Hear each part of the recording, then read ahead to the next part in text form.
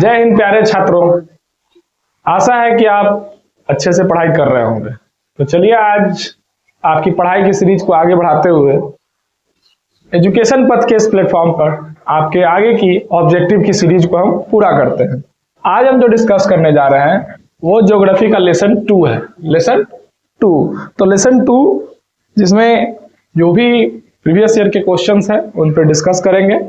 तो मेरे साथ बने रहिए पेशेंस के साथ, क्योंकि सफलता जिद करने से आती है और जिद हमें बनाए रखना है।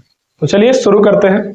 आज का पहला प्रश्न, हमारा आज का पहला प्रश्न है कि निम्न में निम्नलिखित में से खरीफ फसल कौन है? खरीफ फसल कौन है?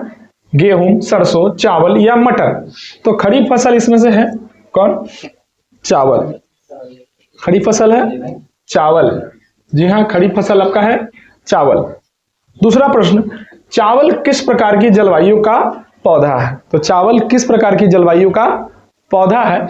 यह प्रश्न हमारा है उष्ण, शीतोष्ण, उष्ण सह आर्द्र, यानी मिश्रित उष्ण और आर्द्र का मिश्रण, उष्ण और शुष्क। तो आशा है आपको आंसर पता होगा कि इसका आंसर उष्ण और आर्द्र ही होगा।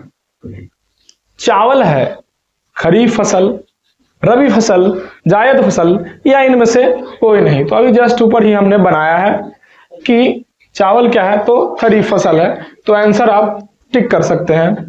दाल किस पौष्टिक अंश का स्रोत है? यानी किस प्रकार की पौष्टिकता दाल हमें देती है? क्या हमें कार्बोहाइड्रेट मिलता है, इससे प्रोटीन मिलता है, विटामिन डी या वसा? तो आपको जानकारी होनी चाहिए कि दाल जो है, दाल वो पौष्टिकता का हमें प्रोटीन प्राप्त होता है। सोर्स ऑफ प्रोटीन है दाल। अगला प्रश्न, रबी की फसल किस महीने में? आप रबी की फसल क्या महीना, वो भी आपका है कि बोए जाने का। किस चीज का? तो बोए जाने का महीना है। तो आपसे पूछा जा रहा है कि बोया कब जाएगा? मार्च, अप्रैल, जून, जुलाई, अक्टूबर, नवंबर या जनवरी, फरवरी? तो इसका जो उत्तर होगा वो होगा अक्टूबर और नवंबर। जी हाँ, अक्टूबर नवंबर में रबी की फसलें बोई जाती हैं। ठीक है। निम्नलिखित में से कौन व्यावसायिक फसल नहीं है, यानी व्यावसायिक दृष्टिकोण से जिसे नहीं उगाया जाता है? तो गन्ना, जूट, तंबाकू या गेहूं? तो 3 व्यावसायिक फसल तो आपको आगे ही दे दिए गए हैं, तो ये नहीं वाली श्रेणी में आ जाएगा। सोपानी कृषि जो कि पहाड़ी क्षेत्रों में होता है, किन राज्यों में प्रचलित है? तो सोपानी कृषि प्रचलित है हरियाणा, पंजाब, बिहार के मैदानी क्षेत्र या उत्तराखंड? तो आप देख पा रहे हैं कि पहाड़ी क्षेत्र तो केवल उत्तराखंड ही है, तो इसका उत्तर हो जाएगा Uttarakhand. Operation flood, operation flood, flood का मतलब तो ऐसे बाढ़ होता है, मगर यहाँ बाढ़ से मतलब नहीं है, बाढ़ मारिएगा भी नहीं। ठीक है, मगर इसका संबंध किससे है ये भी देख लेना है। तो क्या इसका संबंध बाढ़ नियंत्रण से है, बाढ़ में का रख रखाव से है या डेयरी विकास से है? तो जी हाँ, डेयरी विकास यानी दुग्ध संबंधित उत्पादों का ही ऑपरेशन फ्लड के नाम से पुराने समय में विख्यात रहा है, एक तरह का अभियान चला है। अगला प्रश्न, निम्न में से कौन रोपण फसल है? रोपण फसल नहीं है, रोपण फसल नहीं है। इनमें से कौन? क्या रबर, गन्ना, धान या चाय? तो आप देखते होंगे रबर, गन्ना और धान क्या है कि एक बार अगर हम इसे लगा दें तो बार बार हम इसे केवल हमें इसमें से कटाई करनी पड़ती है, अगला फसल स्वयं आ जाता है। तो ये है आपका रोपण फसल नहीं है, इसके हर बार आपको इसको उपजाना पड़ता है। तो रोपण फसल नहीं की श्रेणी में यही आता है। भारत की प्रमुख खाद्यान्न फसल कौन है? क्या हम सबसे ज्यादा खाते हैं? साउथ से लेके ईस्ट से लेके वेस्ट, नॉर्थ, साउथ सभी जगह ज्यादातर उपयोग में आने वाला क्या गेहूं है, मकई है, जौ है या धान है? तो इसका उत्तर जो होगा वो है धान। धान इज द राइट आंसर। निम्नलिखित में से कौन रबी फसल है? ज्वार, जूट, गेहूं या धान? तो आपको रबी फसल का जो उतना भी कॉलम है वो आपको याद रखना है। ठीक है, कि उस कॉलम में क्या क्या आता है। तो वो गेहूं है, रबी फसल में कौन है? तो गेहूं है। अगला प्रश्न है कि धान का एक प्रकार है औंस, अमन, बोरो या इनमें से सभी? तो आपका जो उत्तर होगा इनमें से सभी। ये तीनों प्रजातियां हैं धान की।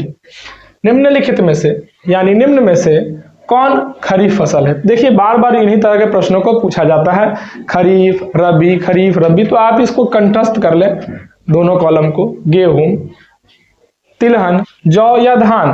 तो जब बात खरीफ फसल की होगी तो इसमें आप धान लगाएंगे।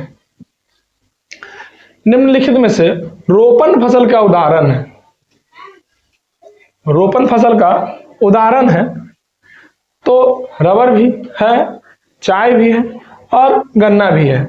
तो ये सभी हो जाएंगे। ये तीनों रोपण फसल है जिनको एक बार लगा दिया जाए यानी रोप दिया जाए तो पुनः इनको रोपने की आवश्यकता नहीं, केवल इसमें से आप जो आपके जरूरत की चीजें हैं वो आप काट करके प्राप्त कर सकते हैं। ठीक है, एक तरह से कहिए कि बागान लगा दिया जाता है। निम्न में से कौन दलहनी फसल वायुमंडलीय नाइट्रोजन यानी वायुमंडल में से नाइट्रोजन लेकर अपने जड़ में इकट्ठा करती है, स्थिरीकरण नहीं कर सकती है?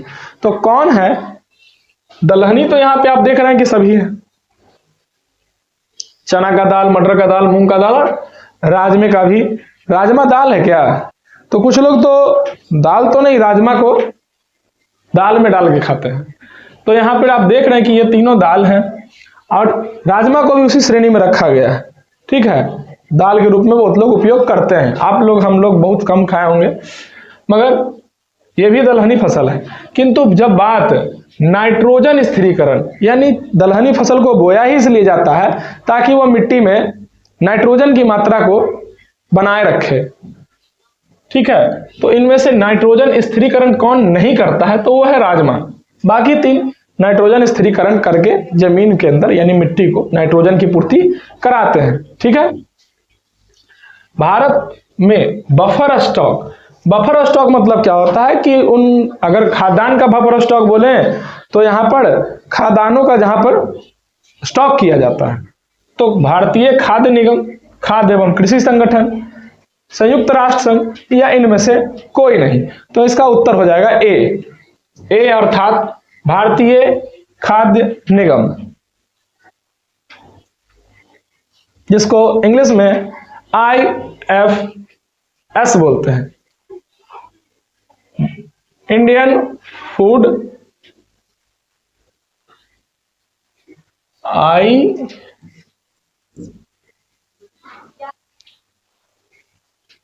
भारतीय खाद्य निगम IFS, Indian food corporation IFC, Indian food corporation. ठीक है, आगे चलते हैं। पूछा जा रहा है कि अंश प्रकार है, अंश मतलब किस चीज का प्रकार है? क्या इस प्रजाति के गेहूं आते हैं, धान आते हैं, मक्का आते हैं या बाजरा आते हैं? तो आपको जानकारी हो या याद रखें कि ये केवल और केवल धान की एक प्रजाति है। ठीक है, दक्षिण भारत का सर्वाधिक यानी बात साउथ की हो रही है, दक्षिण भारत का सर्वाधिक गन्ना उत्पादक राज्य कौन है? यानी गन्ना का उत्पादन सबसे अधिक कहां होता है? आंध्र प्रदेश, ओडिशा, तमिलनाडु या महाराष्ट्र? तो इसका उत्तर हो जाएगा तमिलनाडु। तो इस सीरीज में इतना ही, इसमें इतने ही प्रश्न थे। आशा है कि इन प्रश्नों को आप अच्छे से सुन रहे होंगे। आगे भी इस सीरीज में हम देखेंगे कि हम वीडियो बनाएंगे और इस सीरीज में आप मेरे साथ बने रहें। जय हिंद, जय भारत।